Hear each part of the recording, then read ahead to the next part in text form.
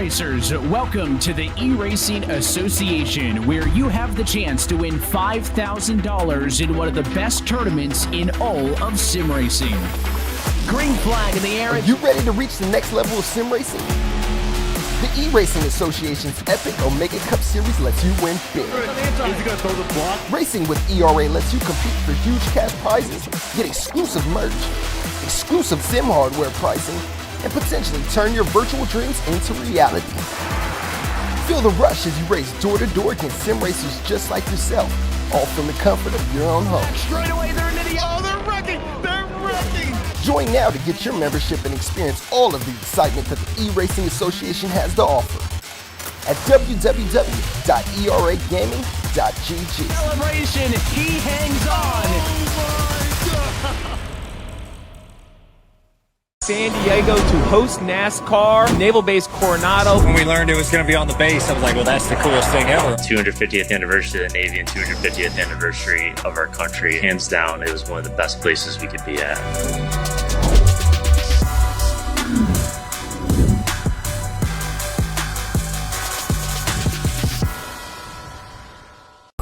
Hey guys, I'm Indian Next champion Dennis Hauger, and you're watching Drafting the Circuits. Ron Capps Motorsports is preparing for one of the most exciting new chapters in its growing NHRA organization. Team owner and driver Ron Capps has officially announced that respected Nitro tuner Rob Flynn will serve as the crew chief for the team's new Carlisle Tools Top Fuel dragster, driven by rising star Maddi Gordon. Gordon will make her rookie debut in the 2026 NHRA season, marking the launch of Capps' long-planned move from a single car to a two-car operation. This announcement brings together a combination of experience, new talent, and major sponsorship support, signaling that the team's expansion is not just happening, but happening with intention and confidence. A major step forward for Ron Capps Motorsports. In April, Capps revealed his long-term plan to expand his organization by adding a top fuel entry. He chose 21-year-old Maddi Gordon, a second-year top alcohol funny car driver and third-generation racer, to take the wheel of the new dragster. The decision turned heads throughout the NHRA community, especially as Gordon continues to gain attention as one of the sport's most promising young drivers. At the 2025 SEMA show, Capps and Gordon confirmed another key milestone.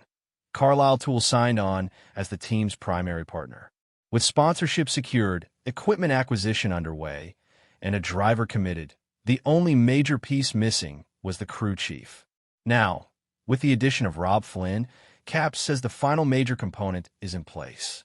It truly feels like everything is finally coming together now, Capps said. We have the driver, we announced the sponsor, we're acquiring assets, and now with Rob on board, it feels like we can move full speed ahead with our 2026 plans. Capps also shared his respect for Flynn, whom he has known since their days working together under Dom Prudhomme. What has always impressed me about Rob is the professionalism he shows both on and off the track. He was at the top of our list. Guido made the final decision, and we all agreed Rob was the perfect fit. Why Flynn is the right leader for a rookie driver. Rob Flynn brings over 30 years of nitro tuning experience and 36 career wins as a crew chief. His background includes working with well-known drivers like Rod Fuller, Leah Pruitt, Doug Kalita, Sean Langdon, Tony Schumacher. But one of Flynn's biggest strengths is his recent success with a rookie. At Scrappers Racing, he guided Jasmine Salinas through her first 2 seasons in Top Fuel. Under his leadership, Salinas made back-to-back semi-final appearances at the start of the 2025 season and continued to show rapid improvement before budget issues paused the team's progress. Flynn says those experiences directly shaped the approach he plans to use with Gordon. I learned a lot working with Jasmine. Early on, I pushed too hard. What I want from Maddi is simple, a car that goes straight, smooth, and gets her down the track. If she trusts the car, her confidence will grow. Most drivers need 50 to 60 runs to feel comfortable, and we're going to take the time to get there. This patient, detail-oriented approach is exactly what teams look for when developing new drivers in the often unpredictable world of nitro racing. A young driver ready for the next level. At just 21, Maddi Gordon is entering one of the biggest transitions of her career. After earning 3 national event wins in Top Alcohol Funny Car and finishing 3rd in the standings, she is now preparing for the Top Fuel ranks, where the cars are faster, louder, more powerful, and far more demanding. Gordon expressed excitement and relief about having Flynn lead her rookie year. "I feel incredibly lucky that we were able to bring Rob on as my crew chief," she said. "It's comforting knowing he has experience with first-year drivers." Jasmine and Rob were off to a great start last year, and I'm grateful we were able to bring him into our program. This winter, Gordon will begin the Top Fuel licensing process, with Flynn guiding the setup and Caps overseeing the overall operation. She will take her first steps toward the professional level. Her official debut will take place at the 2026 NHRA Gator Nationals in Gainesville, Florida, scheduled for March 6th to 8th. Building a new foundation for NHRA's future. Ron Capps Motorsports is still a young organization, but its rapid growth reflects Capps' commitment to building a long-term, competitive powerhouse. Adding a Top Fuel program is a major milestone, one centered around developing new talent and bringing fresh energy into the sport. With a proven crew chief, a talented young driver, and strong sponsorship support, the Carlisle Tools Top Fuel Dragster is shaping up to be one of the most talked about new entries of 2026. Capps summed up the moment best. "Everything is lining up. Now we get to put the pieces together and build something special." The NHRA community will be watching closely as Maddi Gordon and Rob Flynn begin their journey together, one smooth pass at a time.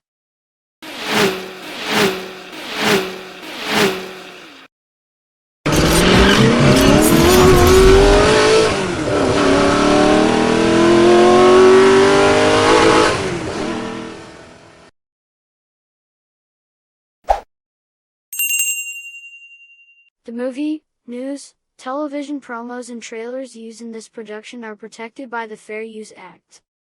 Section 107 of the Copyright Act. 1. The purpose and character of the use. 2. The nature of the copyrighted work. 3. The amount and substantiality of the portion taken. And 4. The effect of the use on the potential market. Thank you. Start your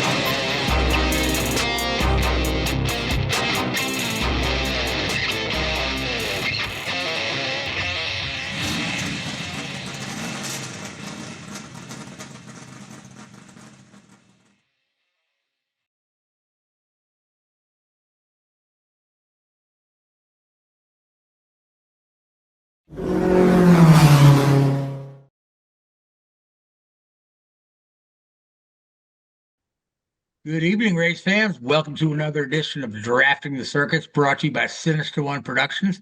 My name is Frank Santoroski. I'll be your host for the next hour as we talk about everything racing. Joining me on the panel, Jessica and Paul are here. Richard is off on assignment down in Bristol testing Goodyear tires, I take it. Jess, Paul, how we doing tonight? Fantastic. Fantastic. Ready to pick up Richard's slack? Yeah. All right. And then we wondering what Richard's even doing. Well, you know, Toyota's having such a miserable season, they got to figure out what's wrong with those cars. Yeah, I'm sure it's his fault. They've only won, what, 5 races? I mean, so I tell you, we got a special guest with us tonight, Rob Flynn. Rob Flynn, one of the top tuners, veteran crew chief in the NHRA, currently working with Ron Capps on the entry that's driven by Maddi Gordon in the top fuel category. Ron, welcome to the show. Hey, thanks for having me here. Yeah. All right. Maddi's an exciting addition this year for sure. Yeah, I can't wait to get her on the show. I watched the NHRA this past weekend and really was impressed with number one, her skill behind the wheel at number 2, or just her enthusiasm.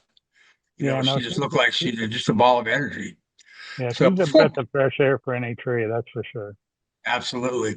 So before we get into the interview segment, we do need to acknowledge the fact that Jim Michaelian, one of the founders of the Long Beach Grand Prix, passed away this past week.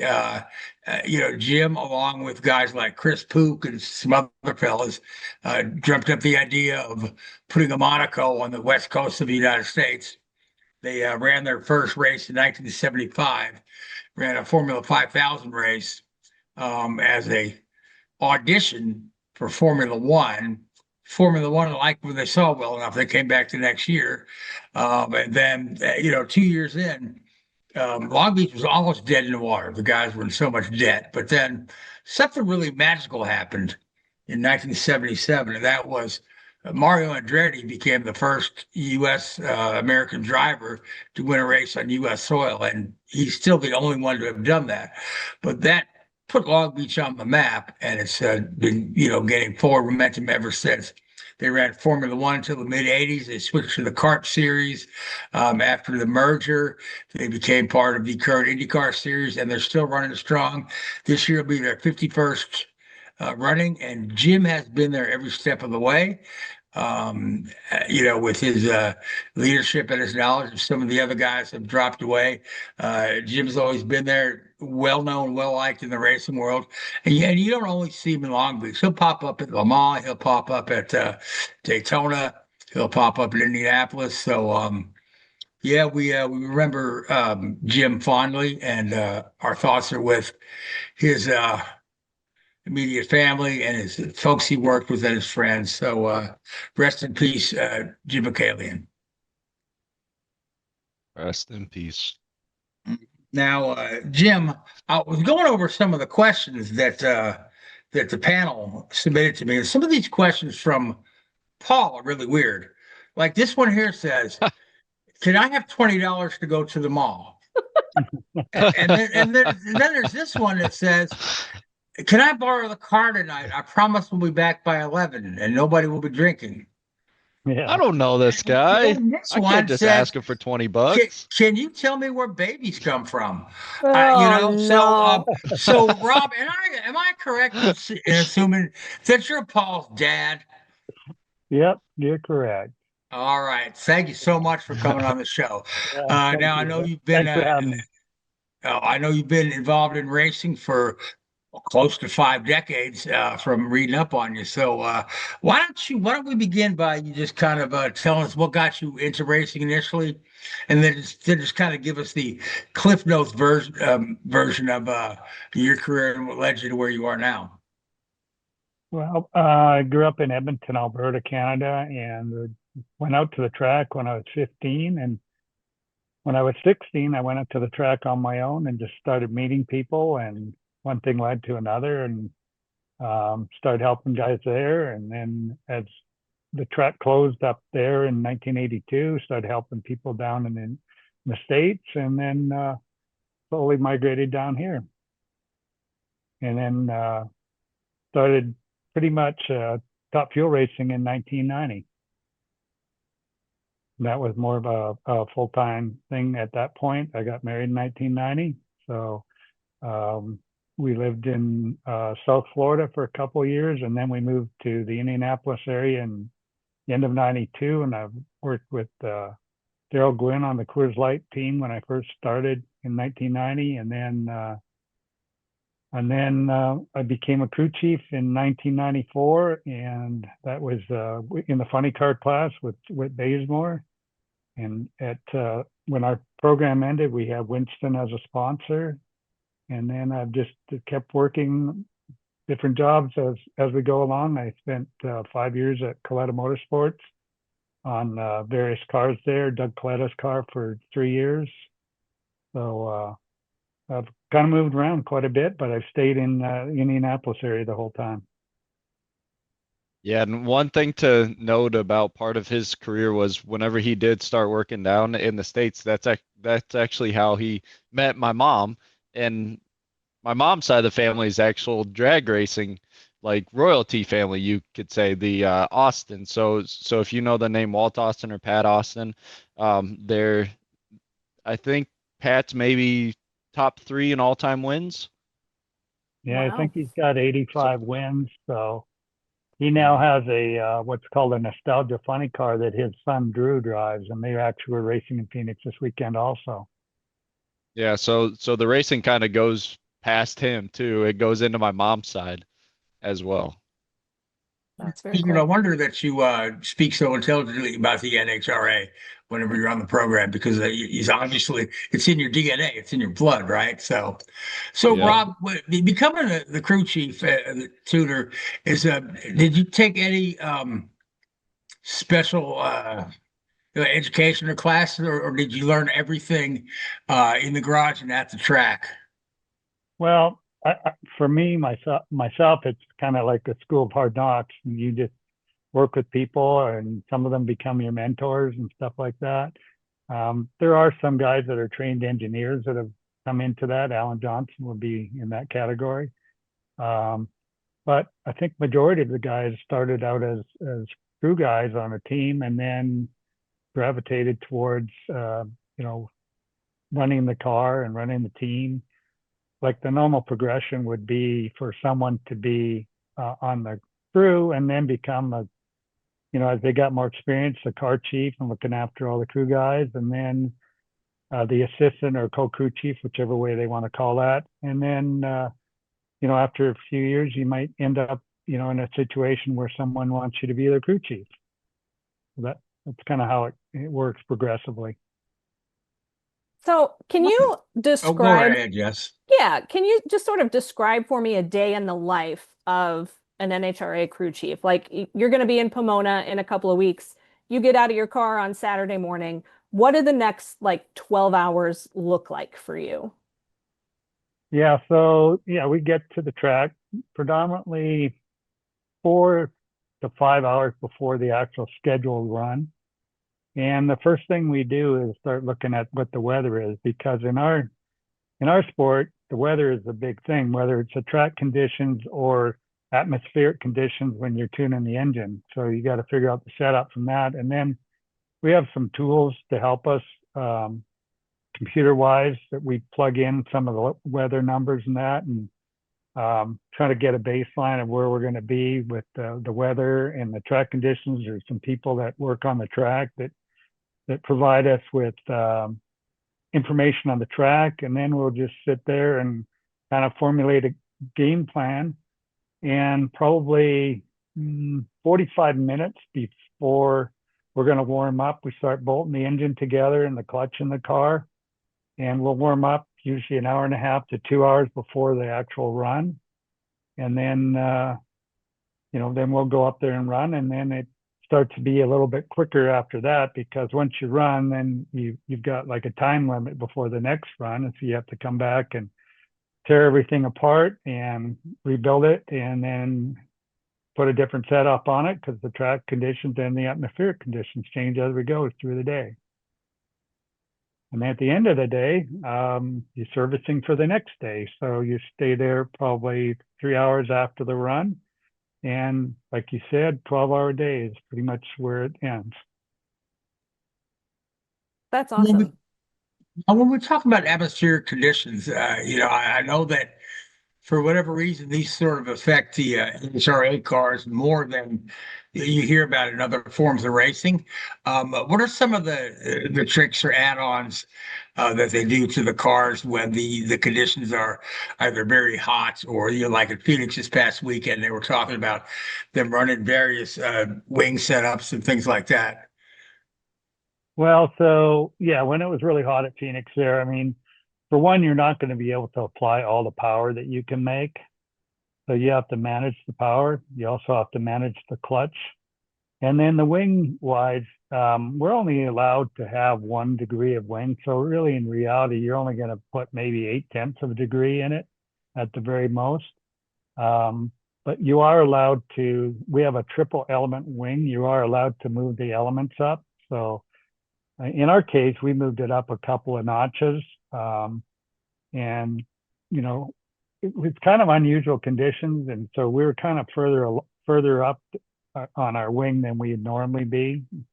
But we don't normally run in 100. Like in the semifinals, the track temp was 146, and that's pretty much one of the hottest conditions I've ever been in. So kind of takes some guesswork as far as what you should do with your setup, because you're kind of in uncharted territory at that point. That's wild. Is there anything that you think that you learned from those conditions that you'll be able to use moving forward if it's like that again? Or do you think that you guys were kind of like a little caught off guard by it? No, absolutely. I think there's something we can learn from that, because, our car was really good on race day until the semifinals, and then it wasn't good, but I was actually trying to be too good. So, yeah, we can learn from that, because now we're going to get these other conditions, maybe not so extreme as, like 100 degrees every day, like it was at Phoenix, but we're going to have situations where we have 140 or 135 degree track temperatures. There's a lot of venues we go to that are going to be like that during the summer. So we just got to, basically got to set up now early in the year that we can use later in the year. So it's not really a bad thing to have that already, because sometimes it all of a sudden just hits you partway through the year, and all of a sudden you got these hot conditions and you got to adjust to it. And you've been out there with these, fantastic conditions, and now you got to back everything up. And that's not really simple to do, because every year is kind of a new year, and you're starting with a kind of a new baseline at the start of the year. And so your setup is just evolving every run that you make. So there's always a lot of adjustments to make. Yeah, for sure. Frank mentioned at the top here that you're working with Maddi Gordon. And before we get into Maddi Mania, which I do want to talk about, I want to kind of go. Thing, I can tell you. I know it is. I want to kind of go back to the off season, though. I understand that sort of like once the pieces all kind of fell in place for this program, you guys had a pretty quick turnaround, right, to like get her licensed and get everything up to speed. And of course, you guys are this entry is new as a Top Fuel entry as well, right? So I wonder can you explain sort of what that process looked like what that testing was like, and what like getting somebody licensed looks like? And I don't know, maybe sort of when you sort of realized that you were working with somebody kind of special. Well, first of all, this is a brand new team too. Ron Capps Motorsports did not have a Top Fuel car before. So, along the way, they acquired some cars from John Force Racing, and then we got the transporter and all that. And then one of the real difficult parts this winter was trying to find personnel, because there was a lot of changes in some of the other teams that kind of affected, the people that we could get. Also, there was a few cars that were added along the way, so that was difficult. So we worked from early January till we went testing, just trying to put a whole team together and all the equipment and parts that it takes. And then we went down in the middle of February to Gainesville, Florida, to get Maddi her license. They had an open test there, and it became pretty apparent early on that she had some special skills driving the car. And so, we have pretty much probably, I would say, expedited, because her learning curve is a lot quicker than some of the other rookie drivers, the less experienced drivers. And she's showing a lot behind the wheel besides just her excitement. So she's not only exciting to watch and as a personality, but she's really done a fantastic job as a driver also. That's cool. Now, I said I do want to talk about Maddi Mania, and you sort of touched on it a little bit there. Can you describe like what these first couple events have been like with her? Like, she's come in, I think really shocked a lot of people with her ability, first of all, but also like really seems to have lit a fire in the fan base just, because of who she is and how she presents herself. What has that been like for you to sort of experience and be a part of? Well, I think it all started like when we went up there to test and that. Like I said, she showed some really, incredible skills in the car, and so much so that when we, normally in testing you're running single passes, and her first side by side run, which we had to ask somebody to do this because we wanted to get her side by side with someone, was Tony Stewart. So her very first run side by side in the top fuel car was beside Tony Stewart. Okay, well, that's very cool. Yeah. So, and the reason I believe that that was all good was because they saw in her driving that they were comfortable running beside her, and sometimes that's not always the case with rookie drivers and stuff like that. So right off the bat, that set a tone, I feel like, for everything. And then once the actual event at Gainesville started, right out of the trailer, we made a really pretty nice run, and we were actually having a few little problems there mechanically, but made a decent run. And then as the weekend went on, we just got quicker and quicker, and we got into race day, and we were racing the number 2 qualifier in the first round, which was Sean Langdon. And Sean has actually been pretty instrumental in helping Maddi as far as navigating driving a top fuel car, because she came from a funny car, and Ron Capps is a funny car driver that had started off in top fuel, but he didn't have a lot of top fuel experience at this point in time. So I would say that Sean's been a little bit of a mentor for Maddi as far as that goes. And lo and behold, we have to run him first round. Well, we're up there, and we're pushing as hard as we think we can with the track and the amount of information we have with the car and her driving and that. And they made a mistake, and we won and made a nice run first round. We actually ran a 376 at 334. So that was Maddi's first run over, 334 miles an hour. And in the second round, she raced another world champion, Tony Schumacher, and we beat him and ran a 378 at 331. And then we ran another world champion, Doug Coletta, in the semifinals. And that's where our day came to end. We spun the tires out in the middle of the track, and then he ended up in the runner-up spot for that race on the weekend. And then as the day was going along, Maddi just brought like a huge excitement to everybody in the crowd. We didn't know how all this would play out, and I guess as they went, came back in front of the stands after every run, it just got bigger and bigger. And as the weekend went on, there's more and more green shirts in the, Carlisle shirts in the stands, and our souvenir tent was selling out of some of the shirts and stuff like that. And there's a lot of people hanging around whenever we'd start the car, and she's out there signing autographs for hours on end. And it just things happened, and it's pretty cool, actually. And then afterwards, things really started to happen with the media, stuff like that, because it's not normal for a rookie to come in and make a great showing like that on her first weekend driving a race car.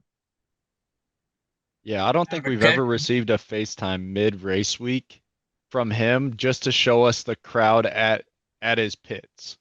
It was just a line of people. Some people compared to the John Force experience, which a lot of people know exactly how he would be on the mic, and then once you got to meet him.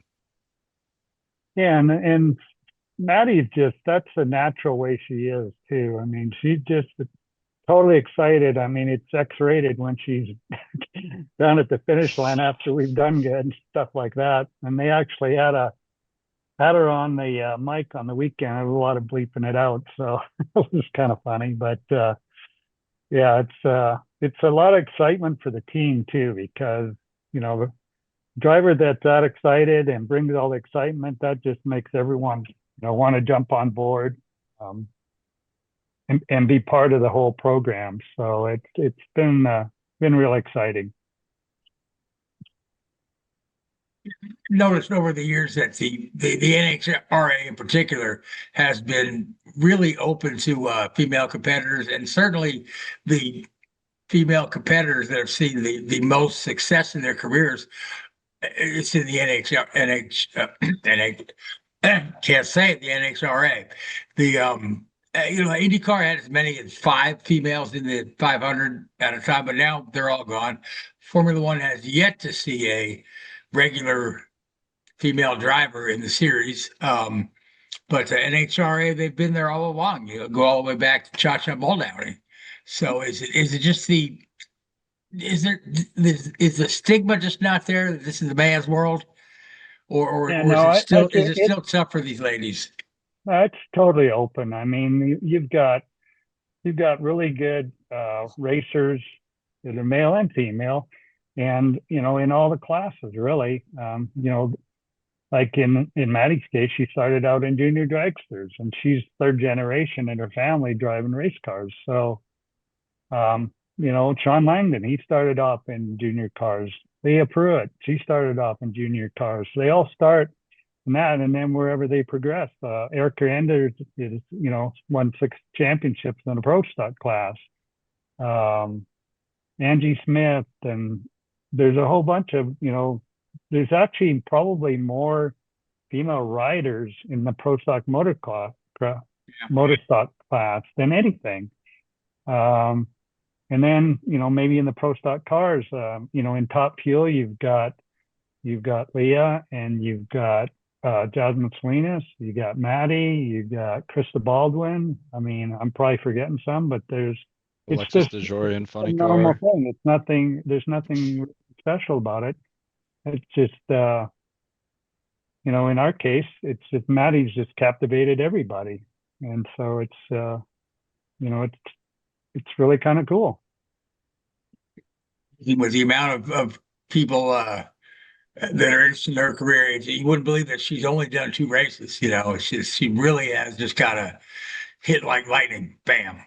So well, and she's only 21. I wonder, Rob, like, I mean, obviously it's early days in the season, but like, what do you think are realistic expectations for this season? Like, what are you guys looking to accomplish?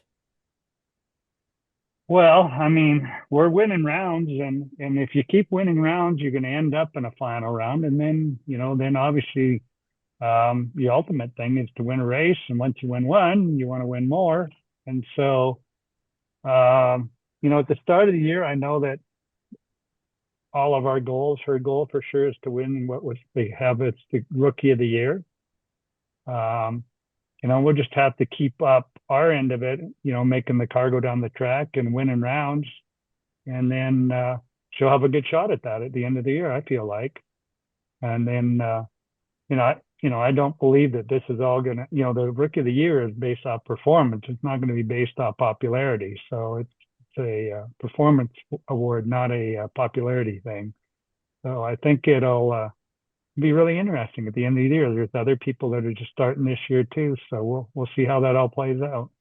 But as far as us, I mean, our expectations are to be as competitive as any team out there, and so far we're right there. We haven't been in the really fantastic conditions. We've been in more of the warm conditions, so I'm looking forward to that when we can really make some really quick runs. But that's all dictated by Mother Nature. All right, Paul, Jessica, do you guys have anything else at the moment? Because if not, I'll just keep going. I got another couple of good ones here. I could go after Jess. Yeah, I mean, you've been in the sport for a really long time now, and I know you've done things other than NHRA as well, and I'm sure the list is really endless. But what do you think have been some of the biggest or most impactful changes that you've seen to the sport over the course of your career? Oh, and drag racing, man, just the power levels are incredible. I mean, back when I first started, they had a single magneto and really small fuel pumps, basically stock Hemi cylinder heads, steel blocks even at the time. Aluminum blocks were coming into play, then aluminum heads, and then it's just evolved. at that time, I believe we probably had a 3-disc clutch, and now we're up to 6-disc clutches. We have 2 magnetos. We have all these billet aluminum heads that flow a tremendous amount of volume. We have fuel pumps that are well over 120 gallons per minute. We got these big superchargers that put 60 pounds of air in the engine, and the tire sizes are all kind of similar to what they were before, and the cars have evolved as far as they're longer, they're way safer than they were back in the starting of it. And it's just evolved with the sponsors now involved, and every year there's always different sponsors involved too. So it's really neat that Carlisle Tools came in here and sponsoring us, along with Napa Auto Parts is Carlisle Tool is their tool brand, and then we added Monster Energy on, right before the first qualifying run at Gainesville. So great to have all these sponsors and that. And the cost of racing is so high that's what you need. You need to have the sponsors to help pay the way. Is there a limit? Sorry, let's follow up. No, you're fine. No, you're fine. Perfect. Is there a limit? Like, is there a point at which these cars just get so powerful and so fast that you got to rein it back in? Like, do you think that you'll reach that limit? I think we're really close to it. Earlier in the year at Gainesville, during that first test, the conditions were really fantastic, and Sean Langdon ran a 362 at 345 miles an hour. No, thank you. One of the runs was 345. He didn't actually run the 362 on that run, but he did run a 362. And then another run, he ran a 369 at 345 because it had, the early part of the run was a little slow, but that just gives you an idea of how fast they are.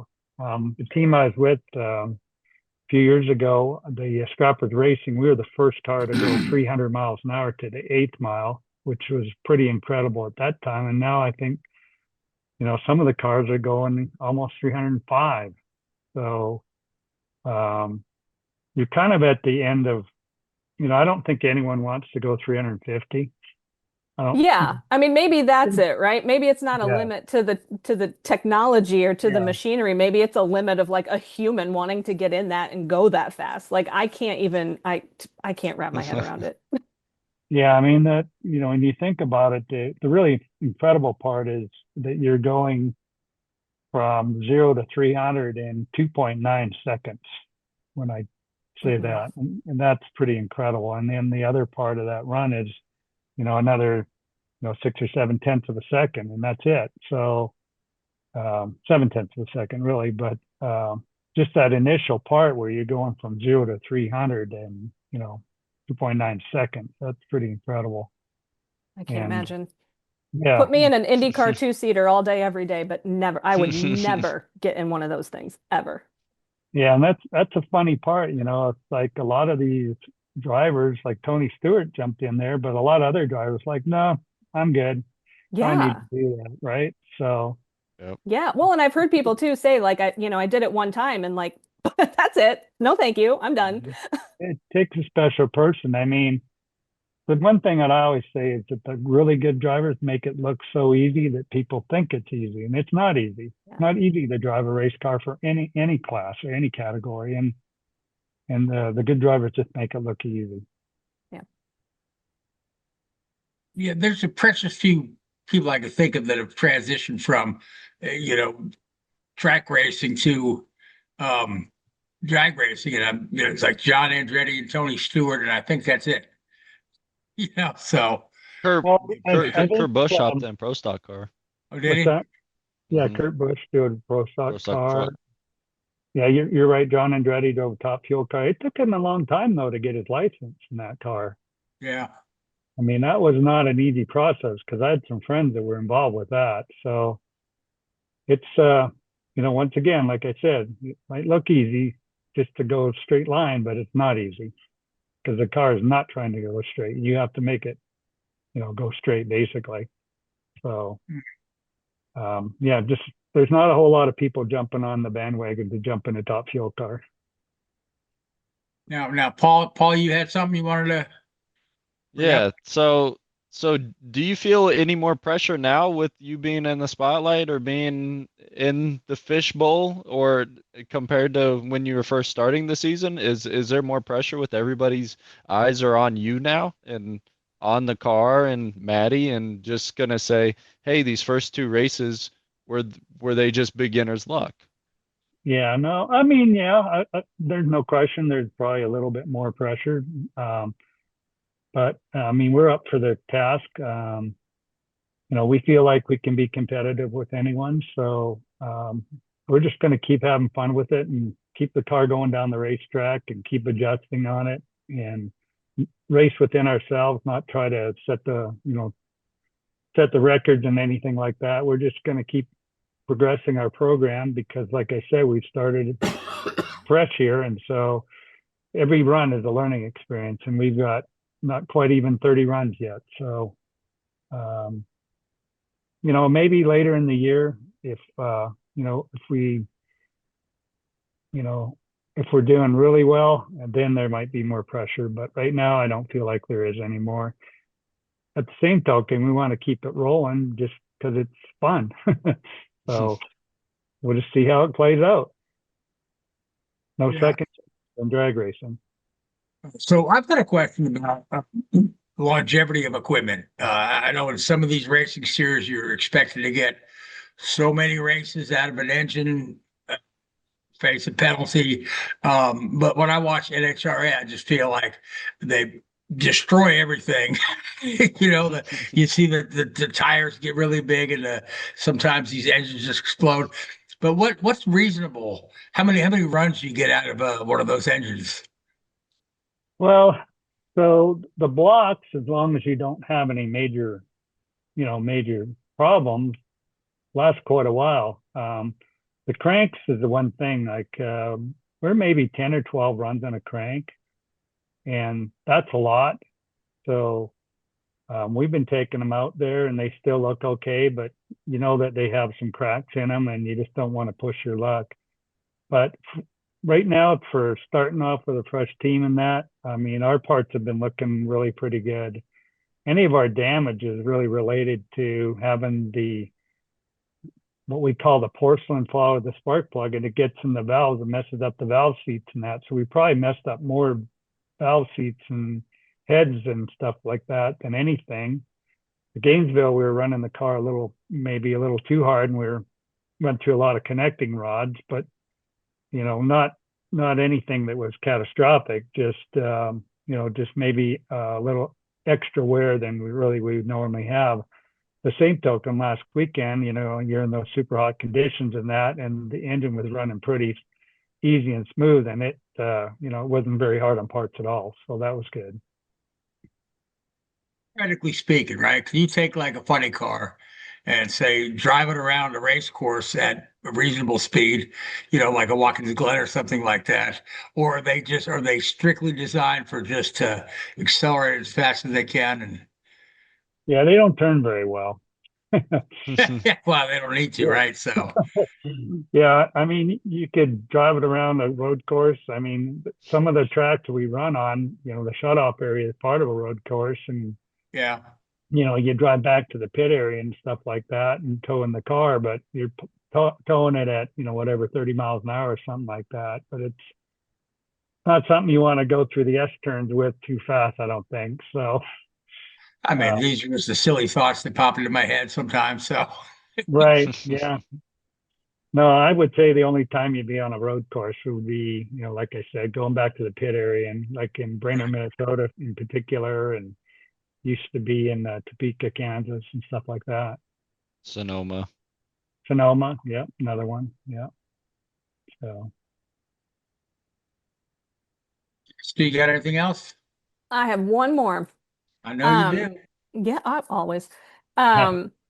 It seems to me like you've had a pretty storied career, Rob, and you've accomplished a lot of stuff. Is there anything left sort of on your checklist that like you want to accomplish? Is there something that like when you look back years after you retire, is there anything that you really want to be able to say like, oh yeah, I did that? Well, the one thing is I've been really close on a couple of championships and lost by very slim margins, and those hurt. And so that's certainly a goal, is to win a championship before I leave. Like I said, we were the first to run 300 miles an hour to the 8th. That's a big, that was a big thing. I didn't feel like we were even in the conversation until we kind of stumbled onto some stuff in testing that we like, okay, now we're in this conversation. And then when the conditions came about, we tried not really to run 300 to the 8th, but we just tried to run better. And then lo and behold, one day the conditions were there, and we went a little further than we did when we were testing, and we went 299 testing, and bam, it popped up on the scoreboard and shocked everybody, including us. So it was a wonderful thing. So that's cool. Yeah. So mainly a championship would be the thing. Yeah. Hey, I got to jump in here real quick. You guys, the chat is super loaded with people in the chat. Oh. I want to thank Rose, Nathy Rosman for tuning in, Stacy Cox, Chad Audie. We have a Mark Stewart, John Fulton. We also have a comment for Rob from Gerda June. Says she wants to let everybody know that Rob Flynn is a great teacher for other drivers and tuners, always willing to help someone, and she gave you the fist bump. Yep, that's what we always do. Gerda's a good friend. Yep. Gerda's a good friend, and her husband Lex drives, and she's the tuner on their cars. So they're, you're asking about women's sports. There's people that are women too, crew chiefs too, women crew members. So it's not just drivers, it's the whole sport. It's very welcoming to everybody.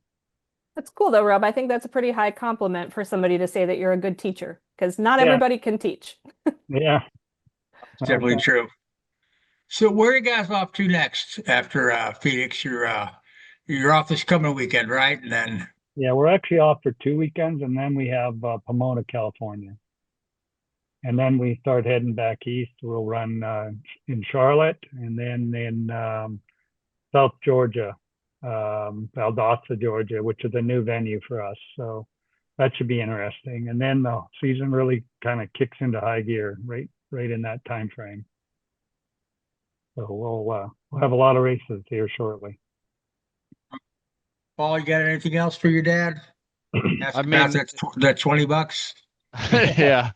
No, I mean, if we're kind of good on like the drag racing side, I think it'd be cool to hear about since we talk about all types of motorsports, what are your experiences in all those other motorsports, like in INDYCAR, F1, NASCAR? What are your experiences? Well, okay, so we'll start with INDYCAR. I'd always wanted to go to the Indy 500 and be part of the pageantry, I guess we'll call it, on the grid and everything. And so a friend of mine had worked in there for quite a few years, and he was going to work part-time at the race. And so he got me on as the tire guy, which would be the tire guy that goes back and forth with the tires.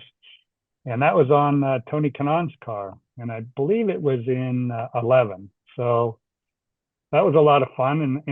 And a lot of the crew guys were like, "Oh, you're a crew chief in NHRA. Why would you not, what would you doing here as the tire guy?" And I'm like, "I'm the low guy on the totem pole here. I've never done anything. Why would I be working on the car? I know nothing about it." So, and unfortunately, that was probably one of the hottest 500s too. So running back and forth with those four tires wasn't a lot of fun, but being part of it, the start of the race and all that was really cool. And so that was one of a bucket list things that I got to do. So that was really cool.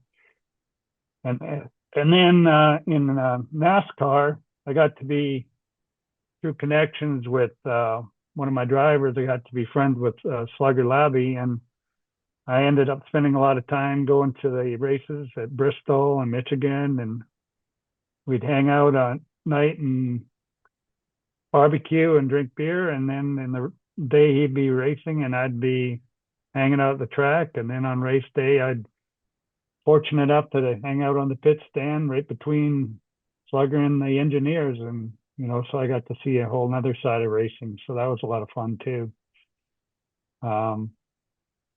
Back in the real early days, I worked at Coletta's and helped out a little bit. They had midgets back then, and they needed someone to drive them for the Thursday Night Thunder to IRP, and I did that. So I got to hang around that a little bit, and I met some people in that, and I still know some people that are into that form of racing, because it's all in Indy here too. And some of the guys that worked on our cars were involved in other forms of racing, and then they did actual fab work for us.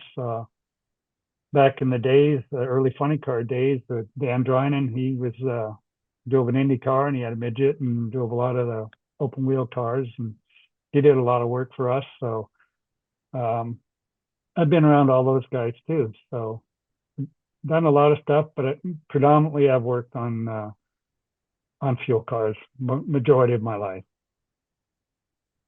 All right, Keith, what do you got? Hey, we've got one more question popping up. Stacy Cox wants me to ask Rob, who's your favorite child? Uh-oh. Careful. She doesn't have the last name anymore. Or no, I'm extremely proud of both of them. Good answer. She does have the grandchildren. No favorite child. And Kathy Flock in the chat, she says, "Great interview, everyone. Thumbs up. Good luck this season to you, Rob." Yeah, absolutely. We'll definitely be watching. Frank mentioned here at the top that we've really enjoyed having Paul on the show. He's got me interested in NHRA, which is something that I never thought would happen. So yeah, really appreciate you coming on, and we'll definitely be keeping an eye on Maddi and everything that you guys accomplished this year. And like I said, I'm here in St. Louis, so I hope to hop over to Gateway in October and see you guys there. Yeah, that would be cool. Make sure you stop by. But I think Maddi's going to bring a lot of people that are never been to the drags to the drags this year. It sure seems like it. You're doing national TV news shows and stuff like that. That's got to rub off at some point for sure. Yeah. So that's We good. better get her on the show soon before she's too big for us. So. Yeah. Yeah, she's been really busy. I can tell you that for sure.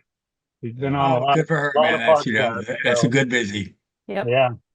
Yeah. Just let me know, and I can go through the right channels and see when she would be available and go from there. Perfect. Yeah, perfect. Yeah, we'll definitely talk after the show. So where can people find you on social media or the team? What's that? Where can folks find you on social media or the team? Ron Katz Motorsports. There's a lot of stuff on there. Carlisle Tools. They have a lot of stuff on there on Facebook and Instagram. Matty Gordon Racing. There's lots of places to find us there. Okay, great. Yeah, just want the opportunity, always give a guest the opportunity to plug, plug your sponsors, plug your stuff. So, all right, we really appreciate you coming on. So we're going to go ahead and talk about the other racing series here. Ron, you want to stay on and hang out with us? I'll hang out. All right, cool. So first off, I wanted to mention that we've been making picks for the races for years here on Drafting the Circuits. But we've only kind of tracked our picks on and off. This year we at Jessica's urging, we've decided to kind of real bright idea, Jess.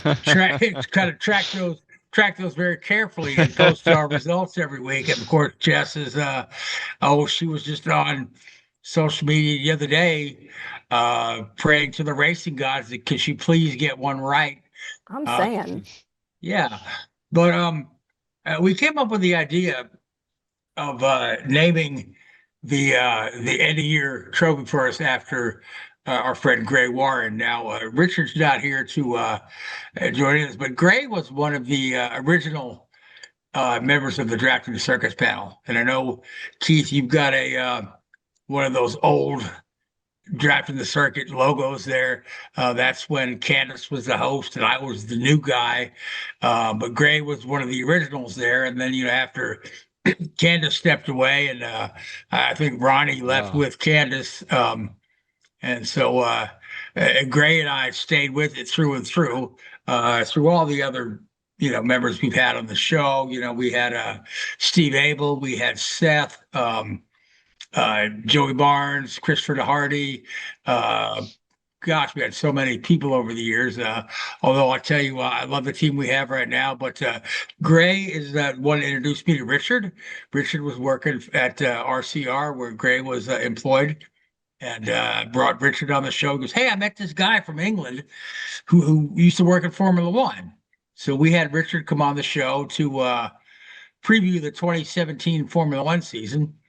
And we liked Richard enough that he's still with us week in and week out when he's not at Bristol.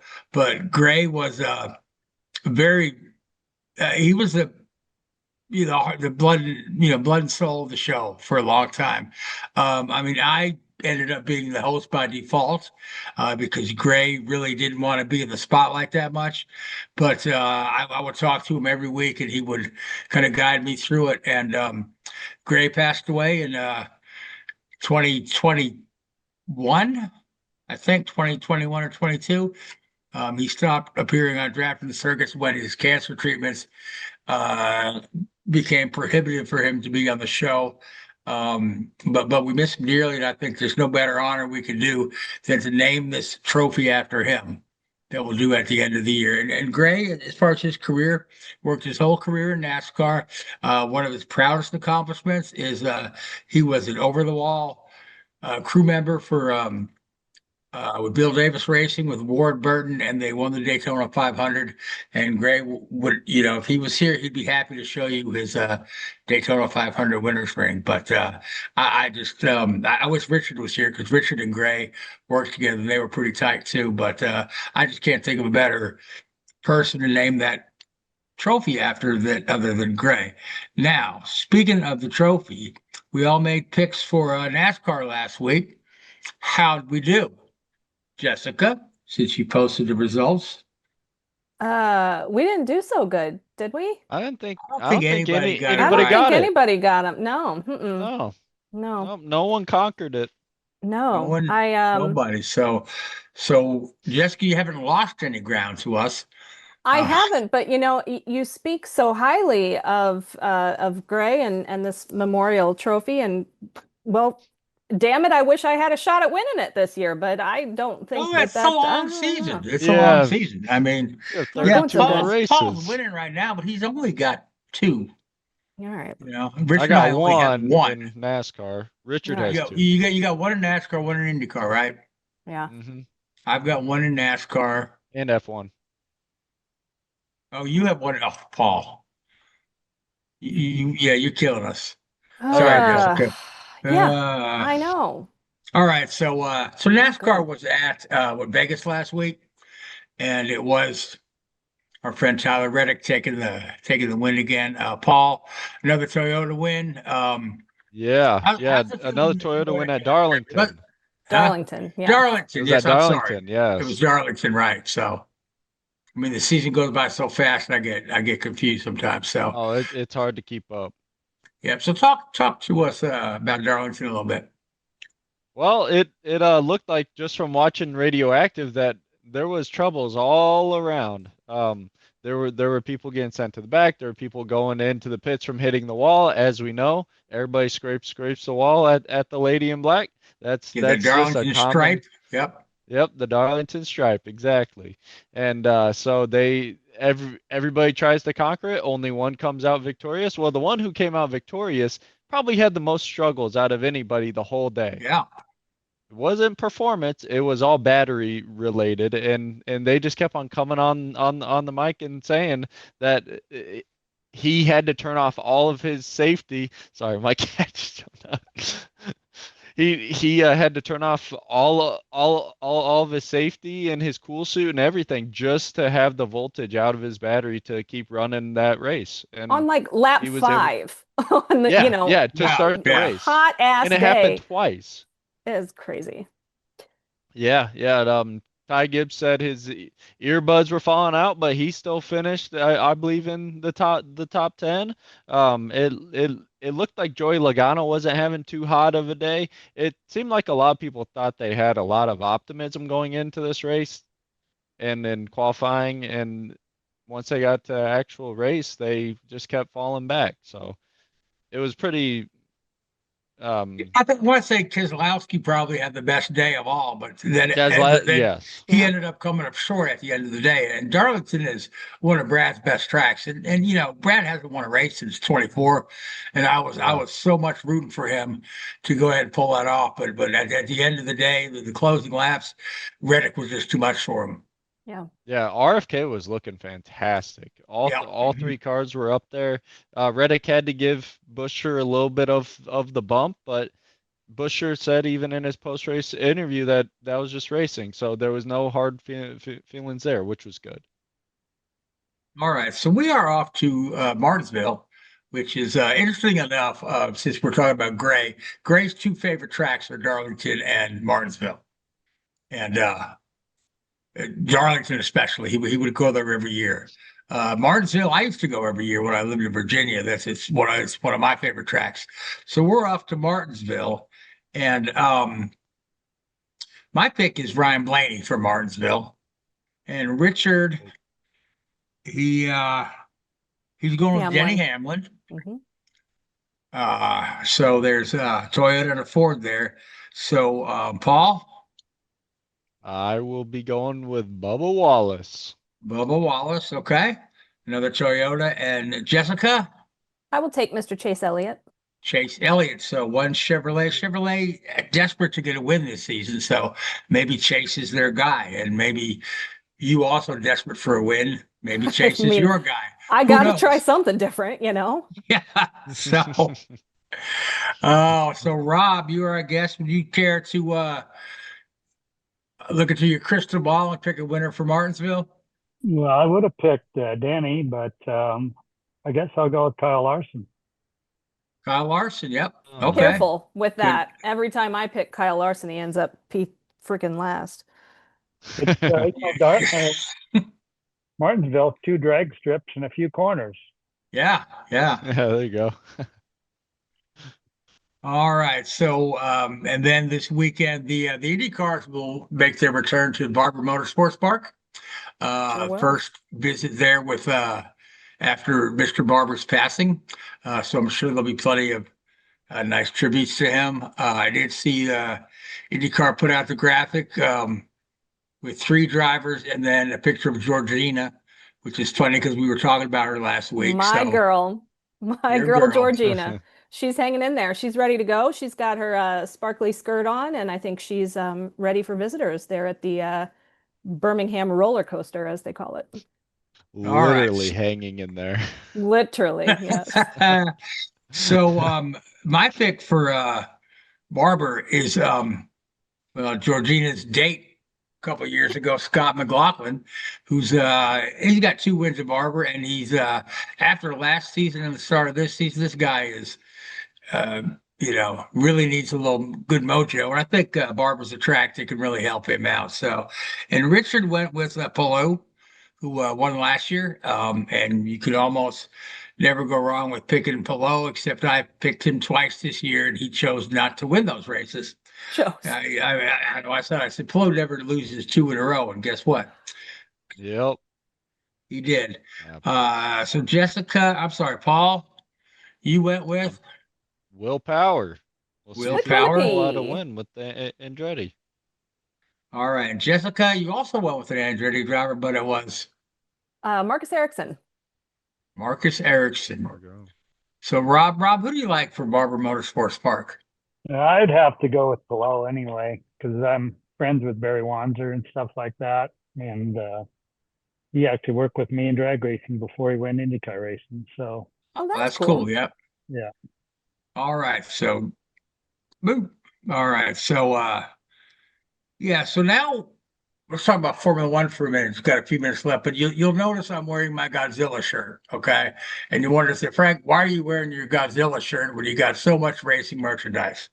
I said, well, number one, I had to retire all my Willpower Verizon stuff.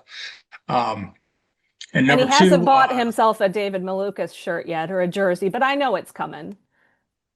Eventually. Stop. We may have to send him the gift basket, but that's okay. We might. Yeah. Oh, I get you a okay, hat. all right. I get you a little hat with the little David Malukas logo on it. You'll wear it. I know you will. So anyway, so Keith, our producer, is a huge fan of Godzilla, and Keith couldn't resist sending us the message right away. The second that he heard the Haas Formula One team was going to run a Godzilla livery in Japan, of all places, Japan. You know, those people are terrified of Godzilla. You know, Godzilla has too many beers one night, stomps all the buildings. But I mean, it is a pretty cool looking car. Keith, did you show the Godzilla video at the opening, or are you showing it now? I'm not sure what he said. Okay. All right, so Godzilla car from Haas Formula One. With Gazoo Racing on it.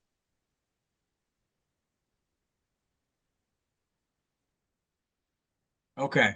All right, so we're picking Formula One in Japan. As much as I'd like to go with the Godzilla car, I can't, in good conscience, pick Haas Racing to win a race just yet. But I can pick George Russell. And Richard decided to go with Lewis Hamilton, another guy who's had a bit of a long winless streak. But the Ferraris are looking good. And so, Paul, you like? Going with Charles Leclerc. Charles Leclerc, you're going to pick the other Ferrari. And Jessica? Like I said, got to try something different. I'm going to go with Max Verstappen. Okay. And as we know, even if he has a inferior car, Max can pull wins out of thin air sometimes, just due to his skill. So, Rob, any thoughts on the Formula One in Japan? Well, I'm going to go with Richard because I'm going to just, Lewis Hamilton was third at the last race, I think. So I think maybe someone has a mistake there, and he's got a lot of experience. I think he could certainly win, or at least one of the Ferraris will win. Absolutely, yeah. Hamilton, he's despite the fact he hasn't won in a while, he's still at the top of the all-time win list. He's still a guy you don't want to trifle with. So, yep. All right, so Lewis too. Huh? I wanted Lewis, but I saw Richard got him. That's why we switched the order around every week. Next week, Richard gets to pick first, and then you, Paul. So, all right, so that takes us to the end of our hour. I do want to thank our sponsors, which would be the ERA Racing Association, Jesse Iwuji and Emmit Smith. I want to thank NASCAR on Fox, their promotion of San Diego 2026. I want to thank Slingshot for Shriners. That event is coming up in August, but that's again a charity that the